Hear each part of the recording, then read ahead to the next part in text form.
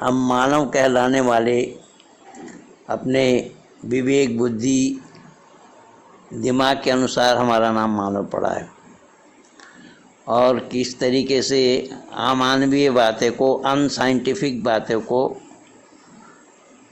इस्लाम वालों ने मोहर लगाया है। मौलाना इसरार अहमद जो पाकिस्तानी थे, अब तो नहीं रहे हमारे बीच में, मौलाना इसरार अहमद को जवाब मेरा भी 2 वीडियो लगा हुआ है।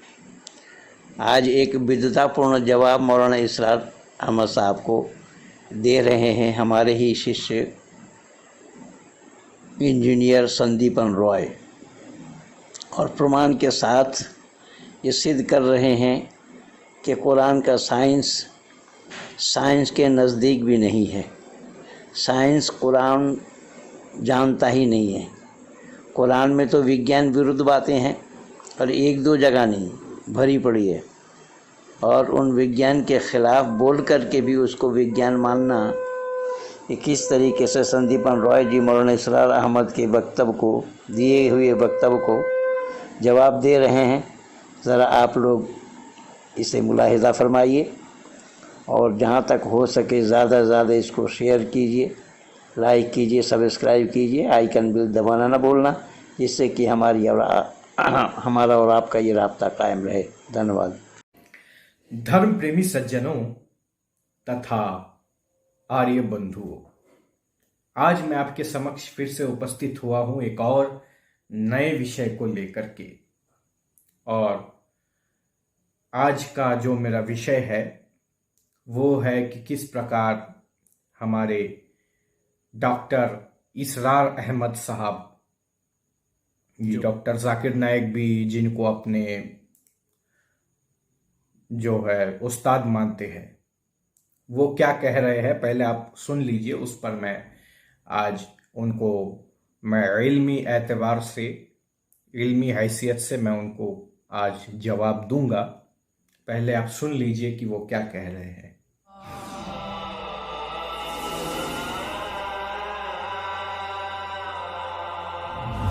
सूरह हज में और सूरह मोमिनून में जो अंदर जनीन जो है, इम्ब्रियो जो परवरिश पा रहा है रहम मादर में, उसके मराहिल का जो तस्करा किया गया है, उसने आंखें खोल दी है, चकाचौंध कर दिया। चुनाचे टोरंटो यूनिवर्सिटी के 2 बहुत चोटी के बायोलॉजिस्ट, उनका मैं आपके सामने गवाही दे रहा हूं, डॉक्टर कीथल मूर, जिनकी एक बड़ी किताब जो है मशहूर तरीन, द डेवलपिंग ह्यूमन इम्ब्रियो, और वो दुनिया में सबसे बड़ी अथॉरिटी माना जाता है इम्ब्रियोलॉजी में, वो हैरान है 1400 बरस पहले, जबकि ना अभी डिसेक्शन का फन अभी आधा इंसान को आता था कि बॉडी को चीर फाड़ कर देखे कि अंदर क्या है, क्या हो रहा है। इसी तरीके से अभी माइक्रोस्कोप नहीं थी कि जिससे पता चले कुछ छोटी चीजों का। और फिर ये नक्शा, एम्ब्रियोलॉजी के ये मराहिल इस कदर सही जो आज हम समझते हैं, उसके मुताबिक कुरान मजीद में कैसे आ गए। मैंने इनको यहीं पे रोक दिया और आपने सुना कि डॉक्टर साहब क्या कह रहे हैं। और आइए हम हजरत के इस कलाम की तहकीक करते हैं कि हजरत की बात सही है या गलत है। तो हजरत 2 सूरह की बात उन्होंने की है, सूरह मोमिनून और सूरह हज। हालांकि उन्होंने हवाला नहीं दिया वहाँ पे, मैं उनके हवालों को आप बता देता हूँ कि वो किन आयतों से ये दलील ले रहे हैं कि कुरान में साइंस है।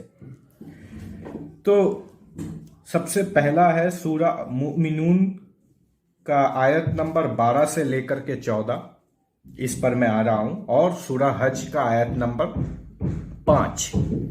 ये 2 आयत में क्या है उस पर मैं आपको विस्तार से बताऊंगा। पहले हम देख लेते हैं इन आयत को। ये है सूरह मोमिनून का आयत नंबर 12, 13 और 14। यहाँ शब्द आया है, वलक़द ख़लक़नल इंसान मिन सुलालतिन मिन तीन सुम्मा जअलनाहु नुत्फ़तन फ़ी क़रारिन मकीन सुम्मा ख़लक़नल नुत्फ़त अलक़तन फ़ख़लक़नल अलक़त मुद्ग़तन फखलकनल मुज़ग़त इज़ामन फकसौनल इज़ामा लहमान सुम्मा अंशअनाहु खल्क़न आख़र फ़तबारकल्लाहु अहसनुल ख़ालिक़ीन। इरशाद बारी ताला है कि हमने मनुष्य को मिट्टी के सत्व से बनाया। अल्लाह ने मनुष्य को मिट्टी के सत्व से बनाया। 13, हमने उसे एक सुरक्षित ठहरने की जगह टपकी हुई बूंद बनाकर रखा।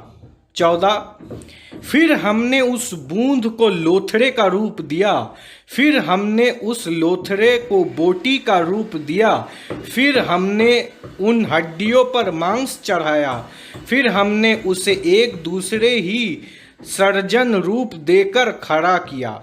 अतः बहुत ही बरकत वाला है अल्लाह, सबसे उत्तम सृष्टा। देखिए कितने सवाल अभी मैं खड़ा करने वाला हूं इसी साइंटिफिक आयत के ऊपर। सबसे पहला सवाल मैं आयत नंबर 13 पर उठाऊंगा कि यहाँ कहा है कि हमने उसे एक सुरक्षित ठहरने की जगह टपकी हुई बूंद बनाकर रखा। क्या बोला कि हमने जो है इंसान को सबसे पहले बूंद बनाकर रखा। यहां एक शब्द पर ध्यान दीजिए, बूंद। बूंद शब्द पर ध्यान दीजिए। बूंद से मुराद क्या होता है ये आप भी जानते हैं, हम भी जानते हैं, छोटा बच्चा भी जानते हैं कि बूंद किसी तरल चीज से बनती है। 100% तरल से, तरल जिस चीज में हो उसको हम बूंद कहते हैं। यानी मिसाल के तौर पर जैसे खून का कतरा हो या पानी का कतरा हो, उसमें लिक्विड होता है, वो पूरा लिक्विड होता है। उसमें ऐसा नहीं होता है कि कुछ पार्ट जो है सॉलिड है और कुछ पार्ट जो है लिक्विड है, तो हम उसे कुछ और तो कहेंगे लेकिन बूंद नहीं कहेंगे। बूंद तरल का एक पार्ट को हम बूंद कहते हैं, तरल के एक छोटे से पार्ट को हम बूंद कहते हैं। यानी बूंद का ये डेफिनेशन है कि जो तरल से हम छोटा सा हिस्सा निकाल रहे हो और जिसमें 100% तरल हो उसको हम बूंद कहेंगे। ये आप भी जानते हैं और मैं भी जानता हूं बाय डेफिनेशन।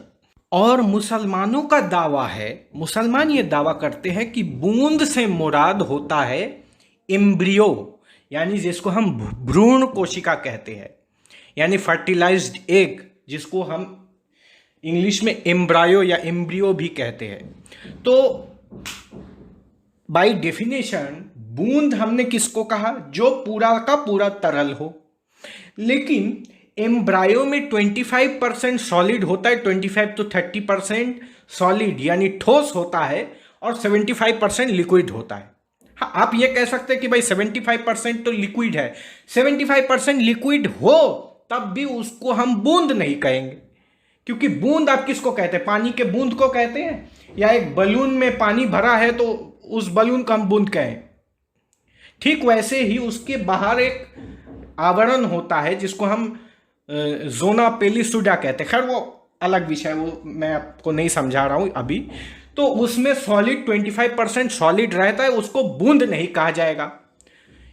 सबसे पहले टेक्निकल गलती तो ये है। दूसरी गलती आपको आयत नंबर 13 में आपको दिखाई देगी। यहां बोल रहा है फिर कि हमने उस बूंद को लोथरा के रूप दिया, लोथरा का रूप दिया। मान लेते हैं कि बूंद से मुराद भ्रूण कोशिका है, एम्ब्रायो है, मान लेते हैं। मुसलमानों की ये चालाकी भी हम मान लेते हैं कि बूंद की से मुराद एम्ब्रियो है, मान लेते हैं। उसके बाद बूंद से लोथरा बना, तो ये भी गलत है, क्योंकि बूंद से अगर बूंद को एम्ब्रायो में मान लूं तो एम्ब्रायो से मोरूला स्टेज बनता है, ब्लास्टोसिस्ट बनता है, और ब्लास्टोसिस्ट, मोरूला स्टेज, मोरूला और जिसको हम मांस कहते हैं उसमें जमीन आसमान का फर्क है। लोथरा तो मांस का लोथरा होता है ना, तो जिसको मांस कहते हैं और जिसको जो एम्ब्रायो के बाद जो बनता है उसको हम मोरूला कहते हैं। मांस का लोथरा और मोरूला एक नहीं होता, ये दूसरी गलती मैं दिखा दिया। इसको साइंस कहते हैं ये लोग। कितनी बड़ी जेहालत है।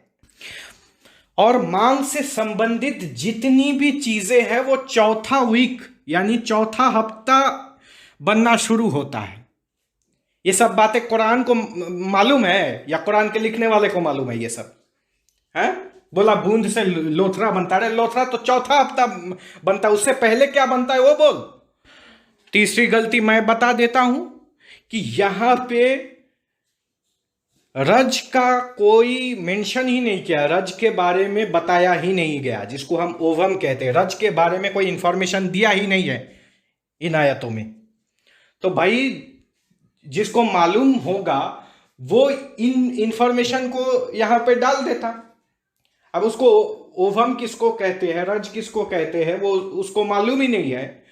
तो कुरान के लिखने वाले को जब ये मालूम नहीं है तो कैसे कुरान में डालेगा ये चीज। उसके बाद देखते हैं क्या यहां बोला गया है। फिर हमने उस लोथरे को बोटी का रूप दिया। अब ये अल्लाह ही जाने की लोथरा क्या है या बोटी क्या है। ये हम मुसलमान साइंटिस्टों पर छोड़ देते हैं कि वो इस पर क्या चालाकी अपनाते हैं, क्या इस पर अपना मेंटल जिम्नास्टिक खेलते हैं, वो वही जाने। आगे बढ़ते हैं। फिर हमने उन हड्डियों पर मांस चढ़ाया। उन हड्डियों पर, भाई हड्डी अभी तक बना नहीं, उन हड्डियों पर मांस चढ़ाया। देखिए कैसे परस्पर विरोधी बातें यहां है। पहले तो कहता है कि हमने लोथड़े को बोटी का रूप दिया, यानी मांस। यहां से पता चल रहा है कि मांस का लोथड़ा पहले पैदा हुआ। फिर कह रहा है कि हम उन हड्डियों पर, अब हड्डी बना ही नहीं, कह रहा है उन हड्डियों पर मांस चढ़ाया। पहले कह रहा था कि मांस का लोथड़ा पहले पैदा हुआ है। अब कह रहा है कि हड्डियों पर मांस चढ़ाया, यानी हड्डी पहले है मांस बाद में है। यानी एक ही आयत में दो परस्पर विरोधी बातें हैं। बताइए, इसको साइंस कहा जा रहा है। और मैं आपकी जानकारी के लिए यह बता दूं कि जो ये कहते हैं ना मुसलमान कि पहले हड्डी बना है मांस बाद में बना है, ऐसे आपको इंटरनेट में भी मुसलमान मिल जाएंगे जो अपना जो है मतलब ज्ञान, अपना इंटेलेक्चुअलिटी झाड़ते हैं कि इस्लाम में कितना साइंस है। उनको भी ये नहीं मालूम कि चौथा वीक, फोर्थ वीक, चौथा हफ्ता में मांस बनना शुरू होता है और पांचवां से लेकर के छठे हफ्ते में जाकर के हड्डी बनना शुरू होता है। और कुरान के इस अल्फाज से यह पता चलता है कि हड्डी पर मांस चढ़ाए, यानी हड्डी पहले है मांस बाद में, जो कि अपने ही पिछले बात से कॉन्ट्राडिक्ट करता है, जहां अल्लाह ने पहले ही कहा कि हमने लोथरा बनाया। अरे लोथरा तो मांस होता है, फिर उन हड्डी तो बना ही नहीं है, तो उन हड्डी किसको कह रहा है। इसी में ही आपने देखा कि कितना झोल है। और इसी से आप पढ़ते नहीं हैं, आपको पता नहीं है, आप मूर्ख बन जाते हैं। आगे देखते हैं क्या लिखा है। फिर हमने उसे एक दूसरा ही सर्जन रूप देकर खड़ा किया। अतः बहुत ही बरकत वाला है अल्लाह, सबसे उत्तम सृष्टा। शब्द पर ध्यान दीजिए, यानी सबसे उत्तम सृष्टा, यानी सृष्टा एक नहीं है, अनेक है। कुरान के इस कलाम के हिसाब से, अगर कुरान के इस कलाम को हम देखें तो हमें यह पता चलेगा कि अल्लाह कह रहे हैं कि अल्लाह सबसे उत्तम सृष्टा है। सबसे उत्तम सृष्टा, यानी सृष्टा एक नहीं है, अनेक है। इसी से पता चलता है कि कुरान में एक ईश्वरवाद का की बू तक नहीं है। भाई सृष्टा अगर एक होता तो सबसे उत्तम अल्लाह कैसे होगा? सब होंगे तब तो सबसे उत्तम होंगे। अब अगर ये कहे कि भाई इंसान में भी कोई पुतला बनाता है, कोई कुछ बनाता है, भाई इंसान से कंपेयर कर रहे हैं भाई, और इंसान से अल्लाह का कंपैरिजन, यानी मखलूक से खालिक का कंपैरिजन करना क्यों कर संभव है? बताइए कैसे संभव होगा, कैसे किया जाएगा, क्यों किया जाएगा? तो ये तो नहीं होगा। तो सबसे बड़ा सृष्टा ये सब कौन है, इसका जवाब दो। अगर मुसलमान ये कहेंगे कि सबसे में सब जो शब्द है ये सब मखलूक की तरफ निस्बत करके अल्लाह कह रहे हैं, इसका मतलब ये हुआ कि मखलूक को सृष्टा कहा जा रहा है तो क्या ये कुफ्र नहीं है? मखलूक को खालिक कहा जा रहा है तो ये कुफ्र नहीं होगा? तो ये सब कौन है? ये सब अगर देखेंगे तो हमें पता चलेगा कि ये सब और अल्लाह की तरफ निस्बत करते हैं कि खालिक एक नहीं है, अनेक है। उन अनेकों में से अल्लाह सबसे सर्वश्रेष्ठ है।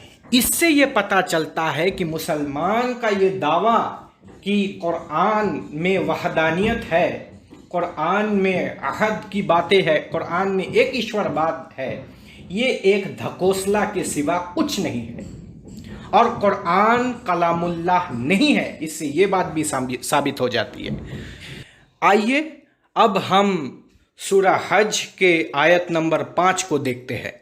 या अय्युहन्नासु इन कुंतुम फी रैबिम मिनल बअसी फइन्न खलक़नकुम मिन तुराबिन सुम्मा मिन नुत्फतिन सुम्मा मिन अलाक़तिन सुम्मा मिन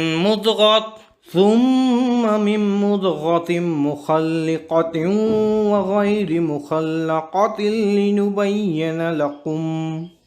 ये मैं पूरा नहीं पढ़ा क्योंकि अलग प्रसंग आ जा रहा है यहाँ पे। खैर, तो मैं यहाँ पे अल्लाह ताला ने जिक्र फरमाया है, ऐ लोगों, यदि तुम्हें दोबारा जी उठने के विषय में कोई संदेह हो तो देखो, हमने तुम्हें मिट्टी से पैदा किया, फिर वीर्य से, फिर लोथरे से, फिर मांस की बोटी से, जो बनावट में पूर्ण दशा में भी होती है और अपूर्ण दशा में भी, ताकि हम तुम पर स्पष्ट कर दे। और हम जिसे चाहते हैं एक नियत समय तक गर्भाशय में ठहराए रखते हैं, फिर तुम्हें एक बच्चे के रूप में निकाल लाते हैं, फिर तुम्हारा पालन पोषण होता है ताकि तुम अपनी युवा अवस्था को प्राप्त हो। और तुम में से कोई तो पहले मर जाता है और कोई बुढ़ापे की जीर्ण अवस्था की ओर फेर दिया जाता है, जिसके परिणाम स्वरूप जानने के पश्चात वह कुछ भी नहीं जानता। इसके बाद आपको भूमि का प्रसंग मिलेगा, मेरा आज विषय वो नहीं है। तो यहाँ पे आपने देखा कि शुरुआत ही हो रहा है अनसाइंटिफिक बात से और दावा साइंस का किया जा रहा है। यहाँ आप देखिए कि दोबारा जी उठाने की, यानी मुर्दा जो मर गया है, 2 गज मट्टी के नीचे वो चला गया है, वो कयामत के दिन उसको उठा लिया जाएगा। क्या साइंस इस बात को मानती है क्या? कयामत के दिन उसको सवाल किया जाएगा, मन रब्बुका मन नबियुका मन दीनुका, वो भी एक अलग प्रसंग है। तो शुरुआत जहां किंवदंती से शुरू हो रही है और इसको साइंस का आप चोला पहनाने की कोशिश कर रहे हैं। मेरा ये गुजारिश है कि इन सब बेतुकी बातों से आप रुजू कर ले।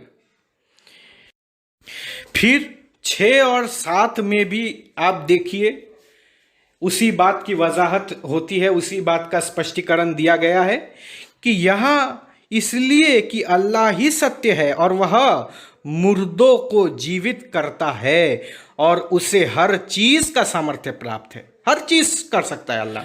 तो अल्लाह जब हर चीज कर सकते हैं तो जो पाकिस्तान एक इस्लामिक मुल्क है जहां इस्लाम के लोग सबसे ज्यादा है, वहां भारत के काफिरों ने सैनिक स्ट्राइक किया, सर्जिकल स्ट्राइक किया, तो अल्लाह उनको बचा सकते थे कि नहीं कर सकते थे? तो अल्लाह उनको बचा सकते थे लेकिन बचाया नहीं। तो बचाया क्यों नहीं भाई? अल्लाह कुल्ली शैइन कदीर है। अल्लाह अपने परहेजगारों को सीधा रास्ता दिखाते हैं, परहेजगारों को रिज्क देते हैं। तो अल्लाह क्यों नहीं बचा पाया जब सैनिक स्ट्राइक पाकिस्तान में हुआ, और वो भी काफिरों के हाथ से, मूर्ति पूजकों के हाथ से? अल्लाह बचा सकते हैं, अल्लाह ने नहीं बचाया, अल्लाह पर दोष लगेगा, ये अल्लाह दोषी है। और यह कि कयामत की घड़ी आने वाली है, इसमें कोई संदेह नहीं है। देखिए, किंवदंती है और इसको साइंस का चोला पहनाया जा रहा है।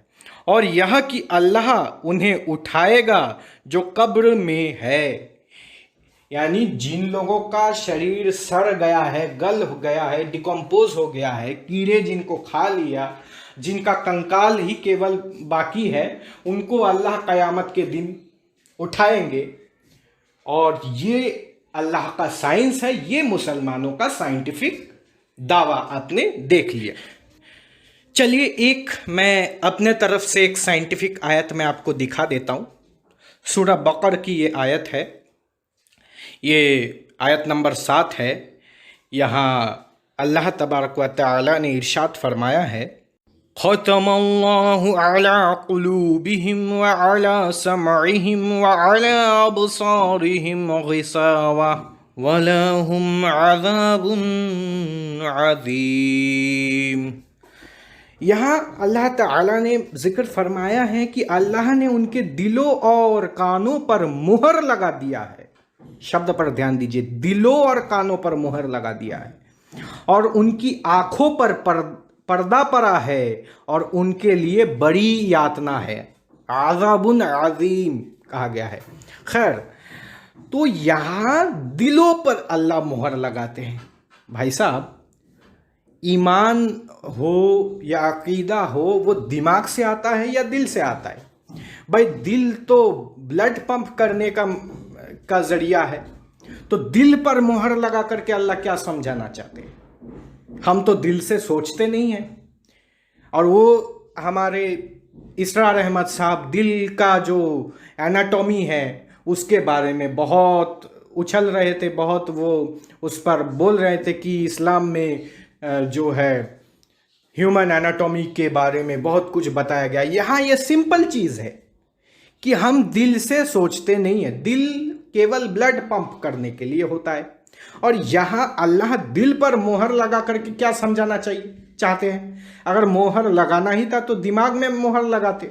यानी इस अल्लाह को ये भी नहीं मालूम कि दिल का काम क्या है। दिल का काम सोचना नहीं होता, ये अल्लाह को नहीं मालूम।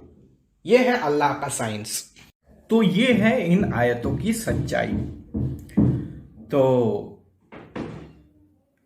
आपने देखा कि बहुत साइंटिफिक आयत्स ये है।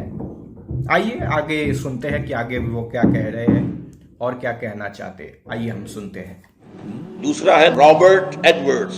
इन दोनों ने ये कहा है कि हैरत होती है कि कुरान मजीद में आज से 1400 बरस कबल इल्म जनीन के ये हक़ाइक़ कैसे आ गए। जैसे मॉरिस बुकाई जो था, फ्रेंच सर्जन था, इसके पास इलाज के लिए गए थे शाह फैसल शहीद रहमतुल्लाह अलैह। वहां उन्होंने तोहफा पेश किया कुरान का उसे। उन्हें अरबी सीख कर फिर कुरान पढ़ा और फिर उसने कंपैरेटिव स्टडी की, बाइबल की और कुरान की, तौरात और कुरान। और उसके बाद वो दंग रह गया कि बाइबल में तो बहुत सी ऐसी चीजें दर्ज हैं कि जिनका गलत होना साबित कर दिया साइंस ने। कुरान में एक शोशा तक ऐसा नहीं है कि जिसे साइंस ने गलत साबित किया। तो आपने सुना कि डॉक्टर इसरार अहमद साहब किबला क्या कह रहे हैं। यद्यपि ये कोई नई बात नहीं है, ये हर किसी जो अपने आप को मुसलमान कहता है, थोड़ा बहुत वो नमाज वमाज पढ़ता है, तो उसका भी यही दावे होते हैं कि भाई कुरान में तो कोई साइंटिफिक गलतियां है ही नहीं। कुरान साइंस का किताब है, साइंस के विरुद्ध कुरान में कोई बात है ही नहीं जो साइंस से टकराती हो। और कुरान में 1400 साल पहले ही ऐसी बात कर दी गई है जो साइंस आज जाकर के ढूंढ रही है। तो बड़े उछलते हैं, कूदते हैं। और ऐसे आप बहुत सारे मुफ्तियों को भी देखेंगे। आजकल एक हमारे सऊदी अरब में बैठे हुए हैं एक मुफ्ती साहब, वो तो ऐसा भांजते कि जैसे उनके सिवा किसी को कुछ आता ही नहीं है। सब वो अरबी का नॉलेज वही लेकर के बैठे हैं। ये सऊदी के रियाल पर पलने वाले जो मुफ्ती है, आप समझ जाइए मैं किसकी बात कर रहा हूं। तो बहरखैर, तो डॉक्टर साहब ने कहा कि नहीं, इस्लाम में सब कुछ विज्ञान सम्मत है, और वो जो हवाला वो दे रहे थे वो मेडिकल साइंस को लेकर के दे रहे थे। तो मेडिकल साइंस का क्या कहना कुरान से, आइए मैं आपको मेडिकल साइंस के ताल्लुक से क्या क्या आयतें हैं मैं आपको सुनाता हूं। एक बहुत ही मशहूर आयत है, आपने सुना ही होगा और मैंने पहले भी बोला है। तो एक तो है सूरा अंबिया आयत नंबर 91, आप देख लीजिए वहां क्या है। वहां शब्द आया है, वल्लती अहसनत फरजहा फनफकना फीहा मिन रूहिना वजअलनाहा वब्नाहा आयतल लिल आलमीन। कि हजरत मरियम के शर्मगाह में फूक मार करके हजरत ईसा अलैहिस्सलाम को जन्म दिया गया। इससे रिलेटेड आपको बहुत सारे आयत मिल जाएंगे। एक मैं आपको सुना देता हूं, दूसरा जो आयत है कि इज़ क़ालतिल मलाइकतु या मरियम इन्नल्लाहा युबश्शिरुकी बिकलिमतिन मिन्हु इस्मुहुल मसीह ईसा इब्न मरियम वजीहो फी दुनिया वल आखिरत व मिनल मुकर्रबिन व युकल्लिमन नास फिल महद व कहलहु व मिनस सालिहीन। क़ालत रब्बी अन्ना यकूनु ली वलदुन व लम यमससनी बशर क़ाल कज़ालिकल्लाहु यख़्लुक़ु मा यशा इज़ा क़दा अम्रन फ़इन्नमा यकूनु लहु कुन फ़यकुन। ये बहुत बार आपने सुना होगा इस आयत को, मैं आपको बता देता हूँ यहाँ क्या बोले। इज़ क़ालतिल मलाइकतु या मरियम इन्नल्लाहा युबश्शिरुकी बिकलिमतिन मिन्हु इस्मुहुल मसीह ईसा इब्न मरियम। कि हजरत जो मलाइका यानी जो हमारे जिब्रील अलैहिस्सलाम, वो जब हजरत मरियम अलैहिस्सलाम के पास आए, मरियम अलैहिस्सलाम कुएं में पानी भरने जा रही थी, तो हजरत जिब्रील अलैहिस्सलाम वहां आए।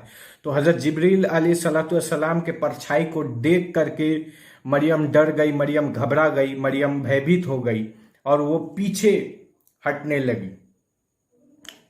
तो फिर फरिश्ते ने कहा कि घबराने की कोई आवश्यकता नहीं है, घबराने की ज़रूरत नहीं है, मैं अल्लाह का फरिश्ता हूँ, मैं तुम्हें यह कहने आया हूँ कि तुम्हारे पेट में एक बच्चा होने वाला है।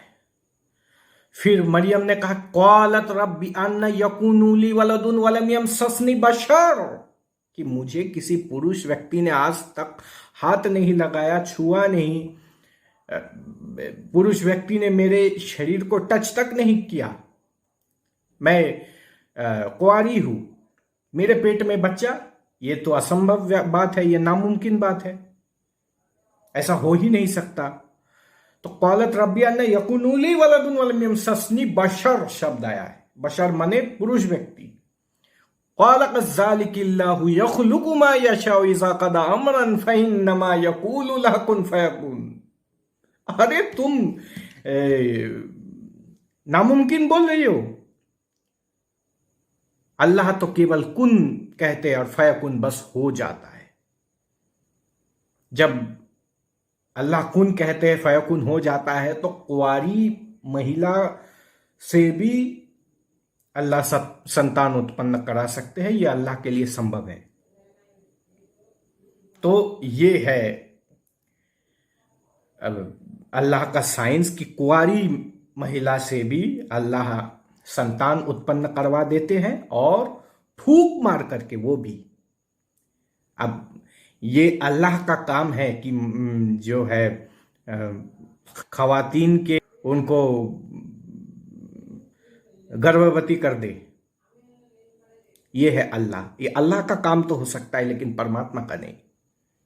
जब मक्का के काफिरों ने हजरत मोहम्मद साहब से पूछा कि ईसा को कैसा पैदा किया, ईसा कैसे पैदा हो गए, तो फिर अल्लाह ने फिर आयत नाजिल की कि इन्ना मसला ईसा इंदल्लाहि कमसले आदमा खलक़हु मिन तुराबिन सुम्मा क़ाल लहु कुन फयकुन। अरे छोड़ो ईसा को, आदम को देखो, आदम को मैंने बिना माँ और बिना बाप का पैदा किया, तो ईसा के लिए बिना बाप का पैदा होना कौन सा कठिन काम है। मैं एक बार कुन कह देता हूं, फयकुन, बस हो जाता है, होने के लिए कोई कारण नहीं है। यानी मैं आपसे वार्तालाप कर रहा हूं तो मैं हूं, सुनने वाला है और बीच में मोबाइल फोन है। अगर इन तीनों में से एक को मैं हटा दूं तो क्या कार्य संभव करना संभव होगा? आप नहीं सुनेंगे तो मैं नहीं सुना पाऊंगा, मैं नहीं बताऊंगा तो आप नहीं सुन पाएंगे, और ये मोबाइल नहीं रहेगा, ये माध्यम नहीं रहेगा तो मैं अपनी बातें आप तक नहीं पहुंचा पाऊंगा। जाहिर सी बात है, ये कॉमन सेंस है। लेकिन अल्लाह कुन कहते फयकुन, बस हो जाता है। वहां मक्का के काफिरों को ये इजाजत नहीं थी कि वो ये सवाल पूछे कि अगर हजरत आदम अलैहिस्सलाम को जन्म देने के लिए माँ और बाप की जरूरत नहीं थी, तो हजरत ईसा अलैहिस्सलाम को जन्म देने के लिए, उनको पैदा करने के लिए माँ की आवश्यकता क्यों पड़ी अल्लाह को? ये सवाल क्यों नहीं पूछा? माँ की आवश्यकता वहां पे नहीं पड़ी, यहां पर रही है। चलो मान लेते हैं कि अल्लाह ने मरियम को तोहफे के रूप में हजरत ईसा अलैहिस्सलाम को दिया, यानी हजरत मरियम अलैहिस्सलाम के ईमान को देखकर, ईमान से मुतासिर होकर अल्लाह ने मरियम को ये तोहफा दिया। इस बात को मान लेते तो क्या अल्लाह ने ऐसा सौभाग्य केवल मरियम के लिए ही क्यों दिया, बाकी महिलाओं के लिए क्यों नहीं दिया? और मरियम को ही क्यों इसके लिए चुना गया? ये सब सवालों के घेरे में है। लेकिन आज मैं आपको एक और किस्सा सुनाना चाहूंगा, क्योंकि कुरान किस्से कहानियों से भरी पड़ी है। नहनु नकुस्सु अलैका अहसनल क़सस, मैंने पहले भी बोला था, बिमा औहैना इलैका हाज़ल कुरआन व इन कुंत मिन क़ब्लिही लमिनल गाफ़िलीन। ये किस्सा कहानी की किताब भरे पड़े हैं। खैर, तो आज मैं आपको सुनाने जा रहा हूं सूरा आले इमरान का आयत नंबर 40 से लेकर के 41, और ये किस्सा है ज़करिया अलैहिस्सलाम। तो ये ज़करिया एक पैगंबर बताए जाते हैं और ये मरियम अलैहिस्सलाम के मौसा जी थे। आइए सुन लेते, पहले मैं पढ़ लेता हूं फिर मैं आपको सुनाता हूं कि इसका अर्थ क्या है। قال رب أن يكون لي غلام وقد بلغني الكبر وامرأتي عاقر قال كذلك الله يفعل ما يشاء। उसने कहा, मेरे रब, मेरे यहाँ लड़का कैसे पैदा होगा जबकि मुझे बुढ़ापा आ गया है और मेरी पत्नी बांझ है। कहा, इस प्रकार अल्लाह जो चाहता है करता है। सुन लिया आप लोगों ने कि अल्लाह के लिए ये कहा जाता है कि अल्लाह कुल्ली शैइन कदीर है, और यहाँ पर भी लिखा गया है कि जो चाहता है वो करता है। यानी झूठ बोलने में भी अल्लाह कादिर है, झूठ भी बोल सकते हैं अल्लाह, और मकर भी कर सकते हैं। इसका तो स्पष्ट प्रमाण कुरान है। कुरान खुद कह रहा है कि व मकरू व मकर अल्लाहु वल्लाहु खैरुल माकिरीन, कि कुरान का अल्लाह मक्कारी भी कर सकता है और चाहे तो सृष्टि विरुद्ध काम भी कर सकता है, केवल और केवल चंद लोगों को खुश करने के लिए। खैर, वो आज मेरा विषय नहीं है। आइए हम 41 नंबर आयत को देखते हैं।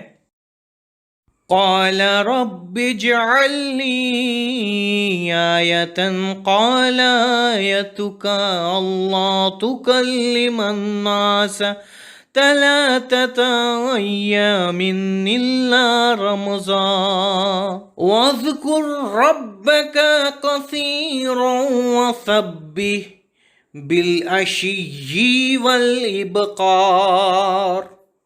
जकरिया ने कहा, मेरे रब मेरे लिए कोई आदेश निश्चित कर दे। कहा, तुम्हारे लिए आदेश यह है कि तुम लोगों से 3 दिन तक संकेत के सिवा कोई बातचीत ना करो, अपने रब को बहुत अधिक याद करो और सायंकाल और प्रातः समय उसकी तस्बीह महिमा गाना करते रहो। तो यहां पे आप देख रहे हैं कि जकरिया की पत्नी बूढ़ी हो गई है, वृद्ध हो गई है, बुजुर्ग हो गई है और वो बांझ भी थी।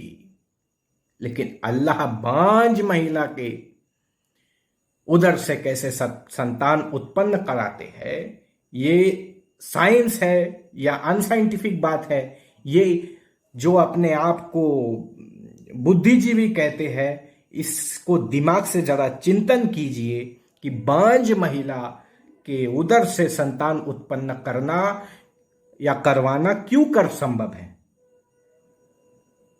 बोला क्यों कर संभव है, मतलब तो मैं ये कहना चाहता हूं कि बांझ शब्द की सार्थकता तभी रहेगी, बांझ शब्द को सार्थक तभी कहा जाएगा जब महिला संतान जन्म देने में असमर्थ हो। जब वो संतान जन्म दे रही है जकरिया, तो बाद में उसको बांझ क्यों कहा जा रहा है। यानी मान लीजिए, बहुत सीधा उदाहरण देता हूं, मैं अपनी जिंदगी में एक झूठ अगर बोलूं तो मैं सत्यवादी तो नहीं कहलाया जाऊंगा। एक भी झूठ मैं अगर कह दूं तो मैं सत्यवादी नहीं कहलाया जाऊंगा। मैं ये नहीं कह जाऊंगा कि ये जो है सत्यवादी है, सच बोलने वाला है, सादिक है। अगर मैं जिंदगी में एक झूठ भी बोल दूं तो मैं सादिक नहीं कहलाया जाऊंगा, सत्यवादी नहीं कहलाया जाऊंगा। क्योंकि सादिक की सार्थकता तभी रहेगी, सत्यवादी की सार्थकता तभी रहेगी जब वो व्यक्ति जिंदगी में कभी झूठ ना बोला हो।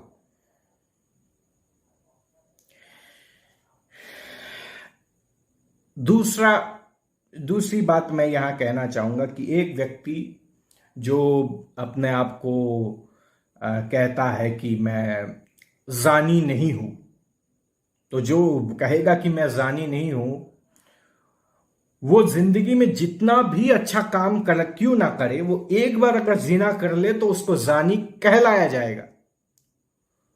वो जिना की तहमत से नहीं बच सकता। ठीक उसी प्रकार जो महिला जिंदगी में एक बार भी संतान उत्पन्न कर दे, उसके लिए बाद में यह क्यों कहा जा रहा है कि वो बांझ थी। बांझ शब्द की सार्थकता क्या रहेगी, यह बात आप इसको जहन में डालिए। जैसे मैंने झूठ और सच का उदाहरण दिया कि अगर मैं किसी को सिद्दीक अकबर कहूं या सादिक कहूं या सत्यवादी कहूं, तो उसके लिए लाजिम है कि मैं उसको ऑब्जर्व कर रहा हूं इतने दिनों तक, वो जिंदगी में कभी झूठ ना बोला हो। लेकिन कुरान नाजिल हो रही है मोहम्मद साहब के जमाने में, हुजूर अलैहिस्सलातु वस्सलाम के जमाने में, आकाए नामदार के जमाने में, उस वक्त भी जकरिया को बांझ कहा जा रहा है। यानी कुरान अपने ही बातों में फंसा पड़ा है। इसीलिए मैं कहना चाहता हूं कि जो इस किंवदंती से भरे हुए किताब को मान रहा है, उसे चाहिए कि अपने अकल के जो ताले जो है या अकल पर जो पर्दा पड़ा है, उसको वो उठाए और अपने मन से चिंतन करे कि ये सत्य कैसे हो सकता है, क्यों हो सकता है कि बांझ महिला संतान उत्पन्न कर रही है।